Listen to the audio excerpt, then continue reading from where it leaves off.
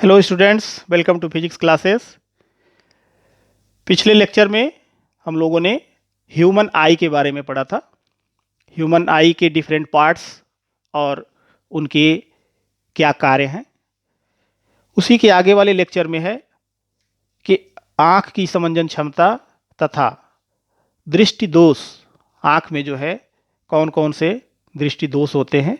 तो भौतिक विज्ञान में हम लोगों को इसके बारे में पढ़ना है, क्योंकि आई भी हमारी एक ऑप्टिकल इंस्ट्रूमेंट की तरह से कार्य करती है। तो नेत्र लेंस की वह क्षमता जिसके कारण वह फोकस दूरी को समायोजित कर लेता है, आंख की समंजन क्षमता कहलाती है।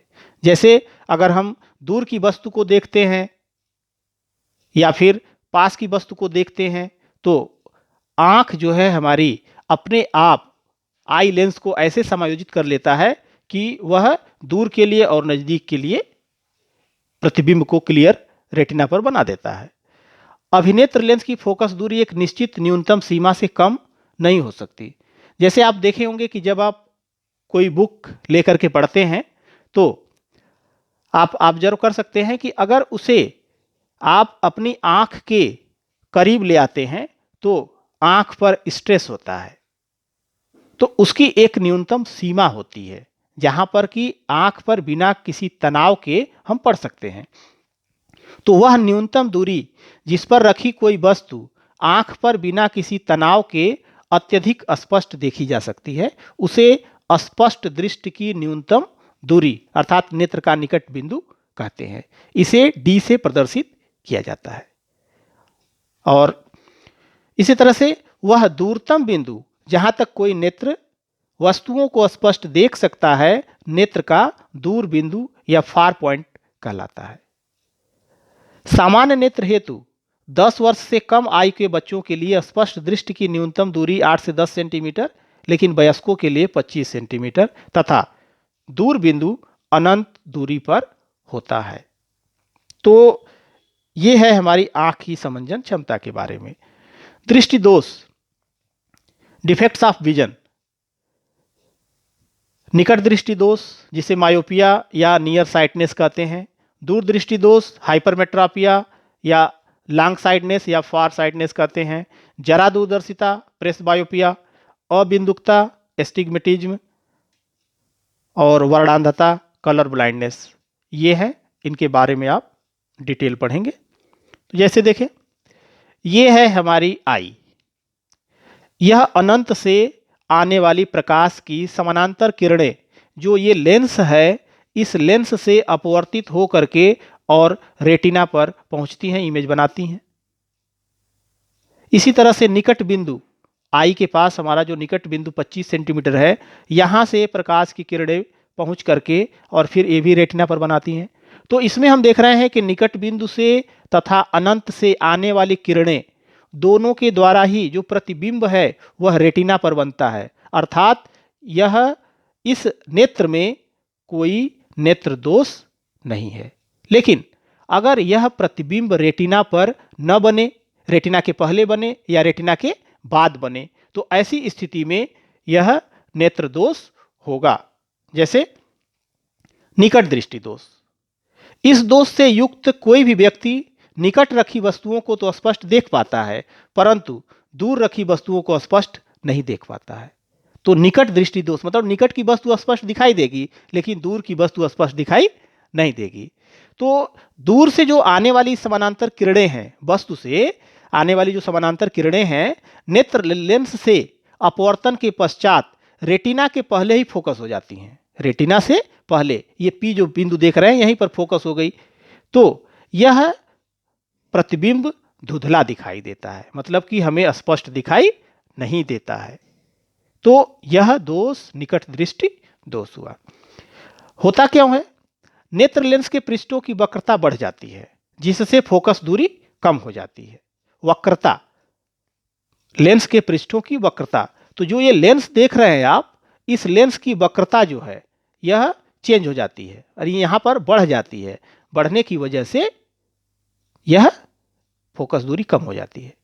नेत्र के गोलक का व्यास बढ़ जाने के कारण नेत्र लेंस और रेटिना के बीच की दूरी बढ़ जाती है। इसे नेत्र गोलक, इस पूरे सिस्टम को, ये जो आप देख रहे हैं ऊपर से, यह नेत्र गोलक, यह गोलक है। तो जब इस गोलक का व्यास बढ़ जाएगा तो रेटिना से और लेंस के बीच की जो दूरी है वह बढ़ जाती है, जिसके फलस्वरूप लेंस पहले ही फोकस कर देता है और प्रतिबिंब रेटिना पर नहीं बनता है, जिसकी वजह से वह स्पष्ट नहीं होता है। निवारण: यदि व्यक्ति का दूर बिंदु x है, माने x तक की बिंदु को वह स्पष्ट देख सकता है, तो u बराबर अनंत और v बराबर -x। जो लेंस फार्मूला है 1/f equals to 1/v minus 1/u से 1/f इक्वल्स टू मिल जाएगा 1/-x माइनस 1/-इन्फिनिटी। 1/इन्फिनिटी का मान ये शून्य हो गया, तो इस तरह से 1/f इक्वल्स टू 1/-x या f equals to -x। Lens की क्षमता p अब हम डायोप्टर में निकाल लेंगे, तो 1/f मीटर में रख करके, अर्थात 100/-x सेंटीमीटर। तो उपयुक्त क्षमता का अवतल लेंस, अपसारी लेंस का उपयोग करके इसका रिमूवल किया जाता है। जैसा कि आपने देखा कि वस्तु से आने वाली जो समानांतर किरणें थी वह रेटिना के पहले ही फोकस हो रही थी। तो अब जो है, अगर इन किरणों को लेंस के पहले ही फैला दिया जाए तो यह रेटिना पर फोकस होंगी। तो यह अवतल लेंस का प्रयोग करके और प्रतिबिंब को रेटिना पर बनाया जाता है। दूरदृष्टि दोष: इस दोष से युक्त कोई व्यक्ति दूर रखी वस्तुओं को तो स्पष्ट देख पाता है, परंतु पास रखी वस्तुओं को स्पष्ट नहीं देख पाता है। निकट की वस्तु जैसे है, तो इसका जो प्रतिबिंब है यह रेटिना के पीछे बनता है, तो जब रेटिना पर नहीं बनेगा तो हमें स्पष्ट दिखाई नहीं देगा। इसका क्या कारण है? नेत्र लेंस के पृष्ठों की वक्रता कम हो जाती है। वक्रता कम हो जाती है मतलब छोटा हो गया। जब छोटा हो गया तो फोकस क्या होगा? बढ़ जाएगा। बढ़ जाएगा तो ये दूर फोकस करेगा। इसी तरह से जो गोलक का व्यास है वो भी कम हो जाता है। तो कम होने की वजह से लेंस तथा ये रेटिना के बीच की जो दूरी है यह घट जाती है। जब घट जाती है तो जो फोकस पॉइंट है वह रेटिना के बाहर चला जाता है। इस वजह से प्रतिबिंब स्पष्ट दिखाई नहीं देता है। अब इसके निवारण के लिए क्या है? यदि व्यक्ति का निकट बिंदु x है तो u जो least distance of distinct vision that is d equals to -25 centimetre होगा, v इक्वल्स टू -x। इस तरह से f की वैल्यू आप निकालेंगे तो 1/f equals to 1/v minus 1/u से 1/f equals to 1/-x minus 1/-25, और इस तरह से हम इसको सिंप्लीफाई कर लेंगे तो f equals to 25x/x minus 25। इस x में सिर्फ जो है आंकिक मान रखना होगा, क्योंकि माइनस चिन्ह के साथ जो है इसकी वैल्यू पुट की गई है। अब यहां पर आपने देखा कि प्रतिबिंब रेटिना के पीछे बन जाता है, तो इसका मतलब कि किरणों को पहले ही कन्वर्ज करना होगा। तो इसमें उत्तल लेंस का प्रयोग किया जाता है। प्रॉपर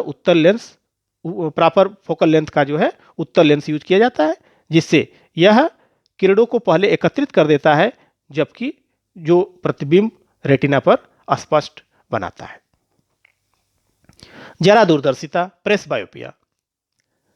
तो जैसे जैसे एज बढ़ती जाती है, एज के साथ नेत्र की जो सिलियरी मसल्स हैं वह सिलियरी मसल्स कमजोर हो जाती है, उनकी पकड़, उनमें जो इलास्टिसिटी होती है वो कम हो जाती है।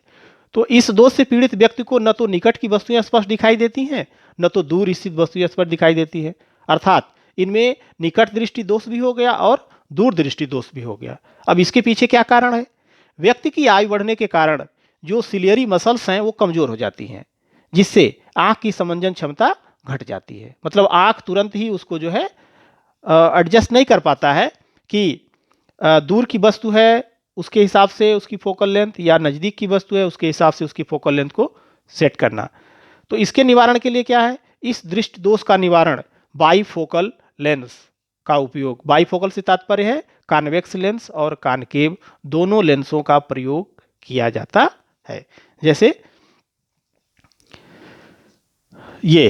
जैसे हम कोई पढ़ने की चीज है तो वह नियर के पॉइंट पर होगा, हम ये अंदर वाले पोर्शन से देखते हैं। दूर की ये डिस्टेंस के लिए है।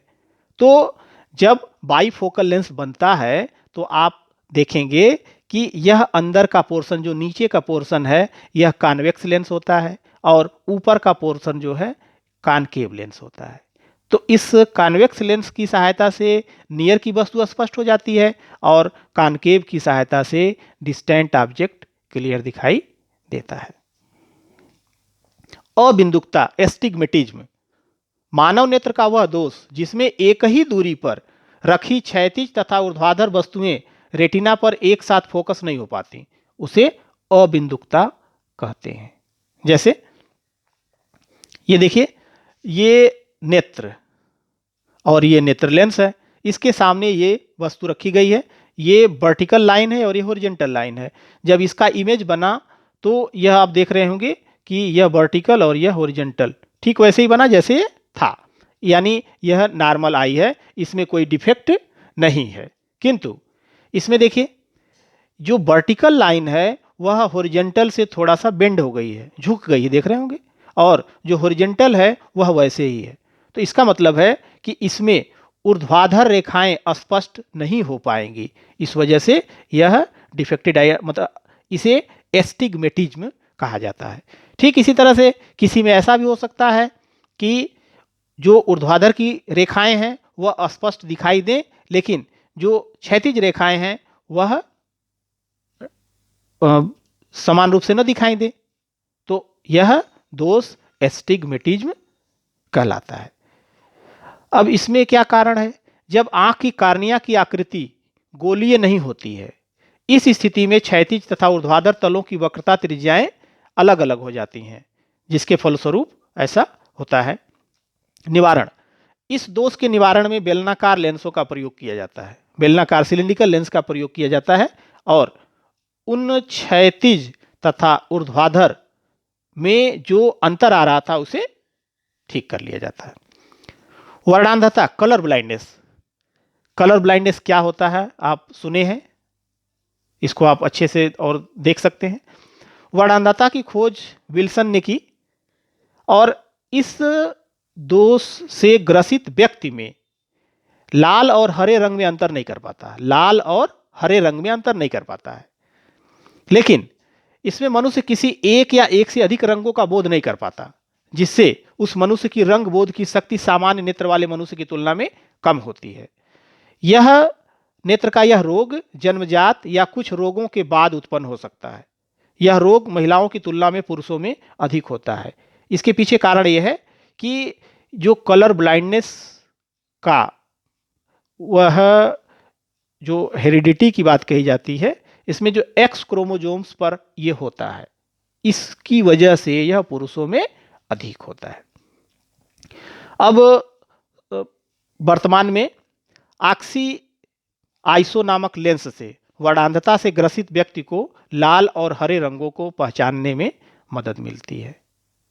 ऑक्सी आइसो नामक लेंस से जो है, अब इसे खत्म तो नहीं किया जा सकता, वर्णांधता को खत्म तो नहीं किया जा सकता, लेकिन उसका रिमूवल है कि जिस व्यक्ति में यह रोग है वह अगर इस लेंस का प्रयोग करते हैं तो वह उन्हें लाल और हरे रंगों को पहचानने में मदद मिल सकती है।